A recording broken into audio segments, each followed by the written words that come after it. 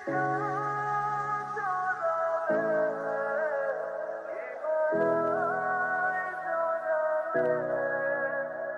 যে cameraman,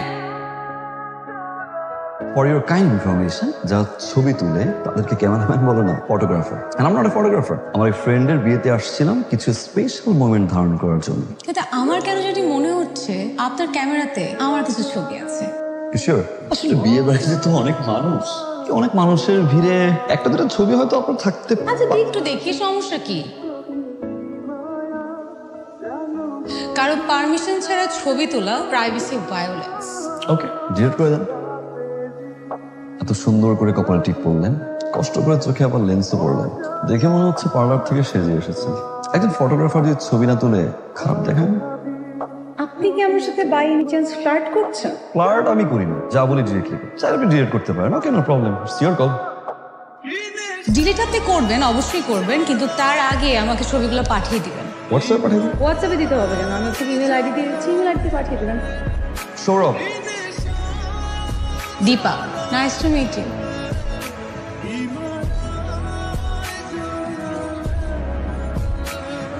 help করবেন। কি হেল্প মিস্টার ক্যামেরাম্যান?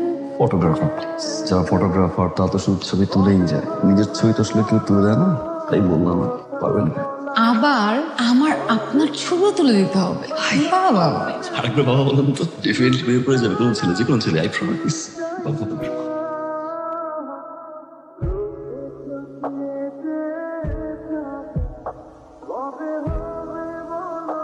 কি আবার মুড অফ মনে হচ্ছে? আমার বাবা আসলে একটু অসুস্থ। কি হয়েছে আঙ্কেল? বাবার আসলে যে বিজনেসটা ছিল, বাবা সেখানে অনেক টাকা ইনভেস্ট করে ফেলে। তারপর যখন লস হয়, আস্তে আস্তে বাবা মেন্টালি অ্যান্ড ফিজিক্যালি সিক হয়ে পড়ে। এখনো ওই অবস্থায় আছে। সুস্থ হয়ে যাবে বাবা, আই প্রমিস। দোয়া করে দেবেন। সৌরভ নামটা অনেক সুন্দর। সৌরভ নামের অর্থ হচ্ছে ঘাম, সুন্দর ঘাম। দীপা নামটাও কিন্তু খারাপ না। দীপা নামের অর্থ হচ্ছে বন্ধুত্ব করা।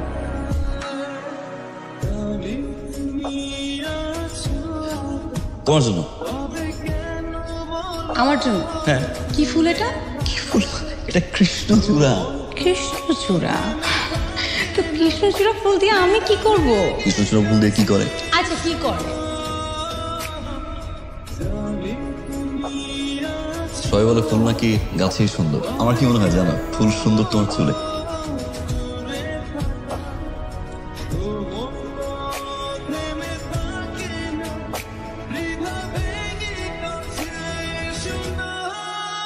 অনেক সুন্দর লাগছে। একটা মেয়ে সাজলে এত সুন্দর লাগে, মনে হয় প্রথম দেখা সাজার কারণে। মেয়েরা মাঝে মধ্যে অকারণেই সাজে, তাদের মায়াবতী হতে ভালো লাগে, তাই। তুমি কি মায়া হবে? শুধু আমার মায়া।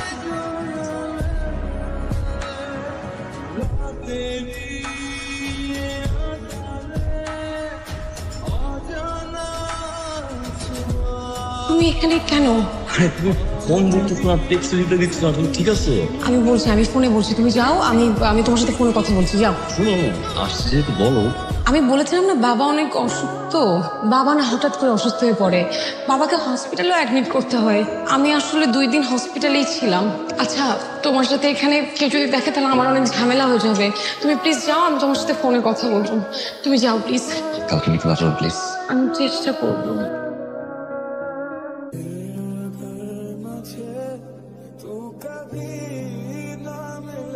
আরে বাহ, আজ আপনি আমার আগে। কোন ছেলে যখন কোনো মেয়ের জন্য অনেকক্ষণ ধরে অপেক্ষা করে, তার মানে ছেলেটা মেয়েটাকে ভালোবাসে। আর যখন কোনো মেয়ে কোনো ছেলের জন্য অপেক্ষা করে, তার মানে তো মেয়েটা ঠিকই ভালোবাসে। তবে ছেলেটা সেদিন আমি লাভ উইথ ইউ। সৌরভ, আমার কিছু কথা আছে।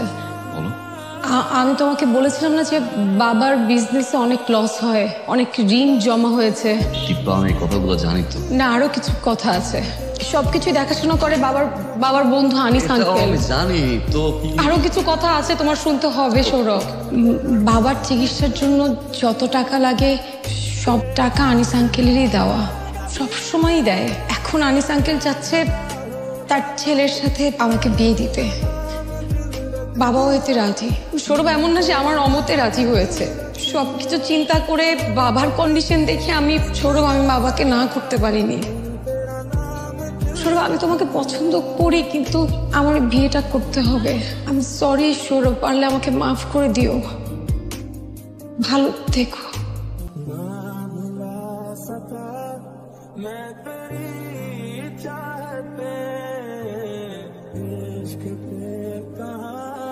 बस किसी का चले हो भी जाए मेरी सांसें